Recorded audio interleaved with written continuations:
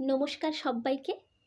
আমার এই ইচ্ছে মতো চ্যানেলে সব্বাইকে স্বাগত জানাই। আজকে গোপাল ভাঁড়ের গল্প গোপালের মোসাহেব নির্বাচন। মোসাহেব নির্বাচনে গোপাল খুবই দক্ষ। পরিচিত মহলে তার নামডাকও যথেষ্টই, তাই রাজা কৃষ্ণচন্দ্র তাকে খুবই খাতির করেন। একদিন এক জমিদারের কাছ থেকে গোপালের তলব এলো। গোপাল তার প্রিয় চাদরটি কাঁধে ঝুলিয়ে জমিদারের দরবারে হাজির হলো। জমিদার মশাই তাকে দেখেই বললেন, গোপাল, আমার একজন যথার্থ মোসাহেব দরকার।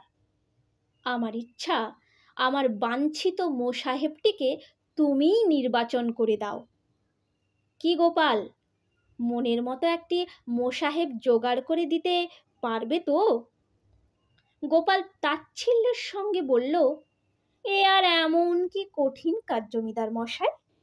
আপনি নিশ্চিন্ত থাকতে পারেন, সময় মতো আপনার মোসাহেব নির্বাচন করে দেব, কথা দিচ্ছি।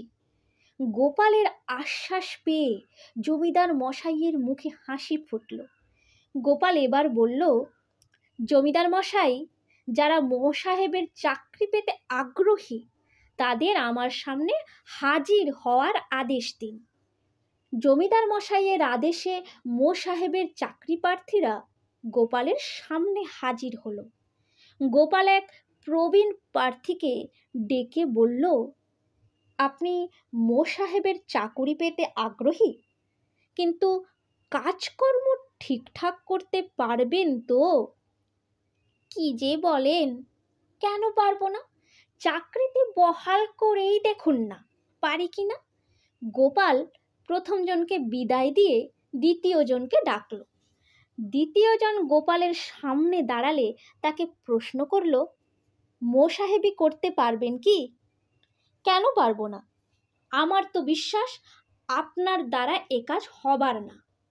কি যে বলেন, আমার 14 পুরুষ মোসাহেবি করে গেছে, আর আপনি বলছেন আমার দ্বারা মোসাহেবি হবার নয়? চাকরিতে বহাল করেই দেখুন না পারি কি না। গোপাল মিছে সময় নষ্ট না করে একে বিদায় দিয়ে তৃতীয় জনকে ডাকল। সে এসে সামনে দাঁড়াতেই গোপাল সঙ্গে সঙ্গে তাকে প্রশ্ন করল, তুমি কি মোসাহেবি করতে পারবে? আমার সম্বন্ধে আপনার কি ধারণা? পারবো না? আমার বিশ্বাস এ কাজ তোমার দ্বারা সম্ভব। আপনি যখন বলছেন তখন অবশ্যই সম্ভব, কিন্তু আমার এও বিশ্বাস আপনি এ কাজ ঠিকঠাক পারবেন না। আমারও মনে হচ্ছে সব কাজ ঠিকঠাক করতে পারবো না। একটি প্রশ্নের জবাব দিন। সূর্য পশ্চিম দিকে উদিত হয় আপনি জানেন কি?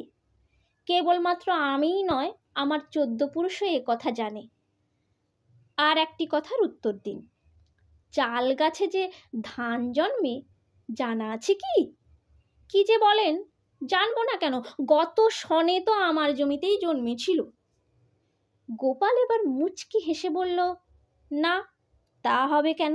ধান তো ধান গাছেই জন্মে, আর চাল হয় ধান থেকে। হ্যাঁ, একদম ঠিক কথা বলেছেন। ঠিকই তো, চাল ধান থেকেই তো হয় বটে। গোপাল বুঝল এতক্ষণে উপযুক্ত মোসাহেবকে পেয়েছে।